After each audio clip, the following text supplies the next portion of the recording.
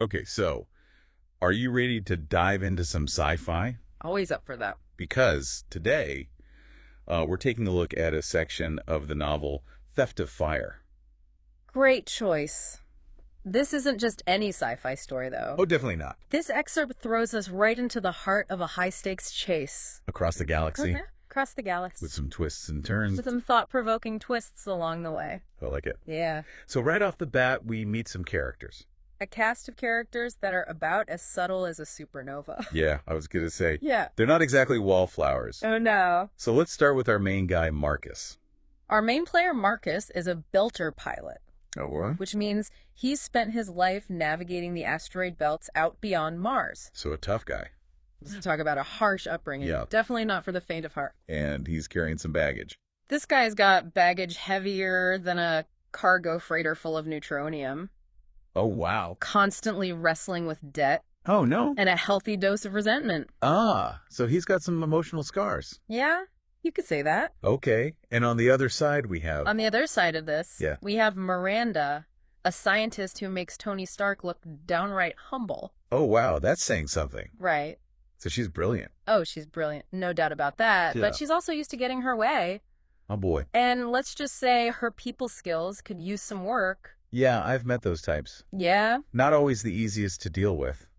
Not always. So how did these two even end up in the same galaxy, let alone the same room? Well, their paths collide because Miranda desperately needs what Marcus has.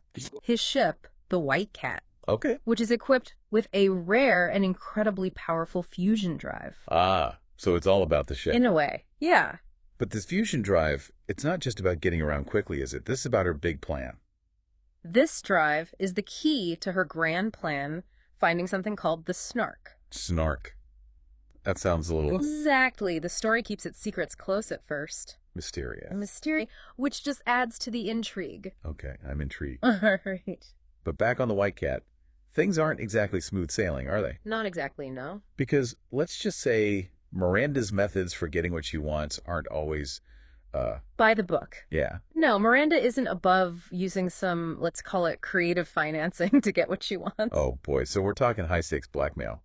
Manipulation. Think high stakes blackmail with a side of manipulation, and Marcus just rolls with this. Well, he's not exactly thrilled to be dragged into this scheme. I wouldn't be either. You can practically feel the tension radiating off the page. Yeah, I bet. Yeah. So we've got this belter pilot with a chip on his shoulder, Right. this brilliant, but kind of ruthless scientist, Right. and they're hurtling through space chasing after this thing called a snark. This is where it gets really interesting Oh, because there's another player in this cosmic game, okay, I'm listening. and it's not your typical crewmate.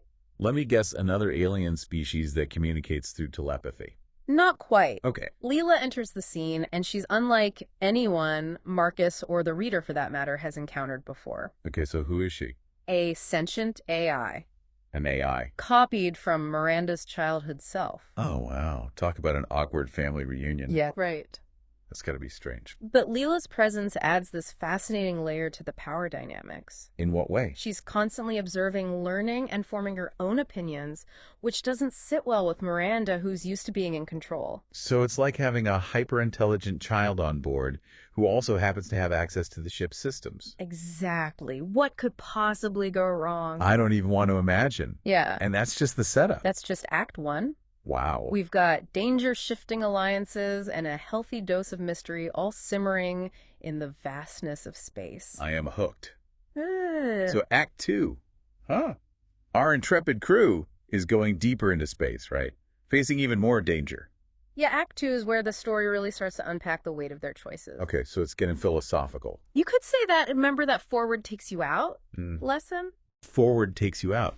All right, the orbital mechanics thing. Exactly. It's such a clever way to weave in the science, but it's more than that. It's a metaphor. It's a metaphor for how their goals are pulling them in opposite directions. So the snark chase, it's not really about the destination. It's about the journey, the choices they make along the way. Okay, I'm starting to see it. Yeah. And this is where we see Miranda start to change. Yeah, we see cracks in her facade.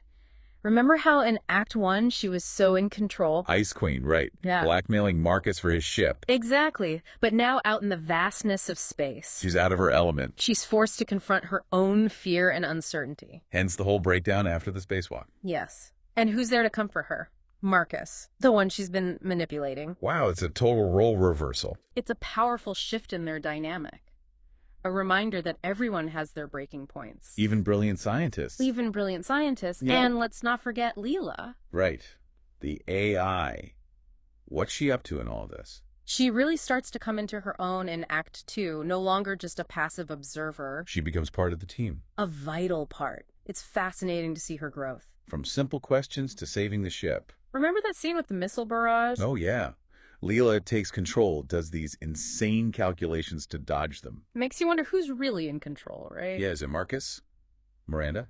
Why, or is it Leela, this AI who keeps evolving? It's that classic sci-fi question. What does it mean to be human when you have AI pushing those boundaries? Heavy stuff. But just when you think they might be finding their groove. Act 3 throws a curveball. Because of course it does. Turns the danger inward. What do you mean? Don't tell me. Betrayal. They're not just facing external threats anymore. Someone on the inside. Makes you question everything and everyone around you. Betrayal, I did not see that coming. Nobody does. That's what makes it so effective. So it's not some random stowaway. It's someone they know. It really throws a wrench in the works. And it's in this chaos that Miranda, well, she really surprised me. What do you mean? She finally cracks under pressure. We knew she had secrets, but this is different. She reveals this ruthless side. Ruthless how? Like she's suddenly a space pirate queen. It's more like, she's willing to do whatever it takes to survive. Even if it means hurting people. Even if it means hurting people. And remember, this is Miranda. We're talking about the woman who almost had a meltdown over a spacewalk. I know, right? Total 180. So how does Marcus handle this? Well, he's furious, obviously. But it's more than that. What do you mean? He's struggling with his own sense of right and wrong. He made a deal with Miranda, remember? Even though he didn't like it. Right, the whole help me find the snark thing. Exactly. And now he's caught between honoring his word and, well, doing what he knows is right. Talk about a dilemma. Yeah. So what does he do? Does he stick with Miranda? That would be telling, wouldn't it? But what I will say is the author doesn't offer any easy answers. So it's a real nail-biter to the end. Oh, absolutely. And then there's that final scene between Marcus and Miranda. What happens? It's this incredible moment of honesty where she just lays everything bare, her fears, her regrets. Wow, so even she has vulnerabilities. Everyone does deep down. And for a moment you think, maybe, just maybe they can find some kind of peace. But the snark remains this mystery, this elusive thing that represents something different for each of them. So it's not really about the snark, is it? It never really is it? It's about the journey, the choices we make when faced with the unknown. And the people we've become along the way. Exactly. And that's what makes Theft of Fire such a compelling read. It's not just spaceships and lasers. It's about the human heart, even in the vastness of space. Exactly. And that's something we can all relate to, whether we're builder pilots or just trying to navigate the everyday. So if you're looking for a story that will make you think and feel, then Theft of Fire is definitely worth checking out. And on that note, we'll wrap up this deep dive, but I have a feeling this conversation isn't over. Not by a long shot. Until next time, keep exploring, keep questioning, and keep reaching for the stars, even if you're not sure what you'll find.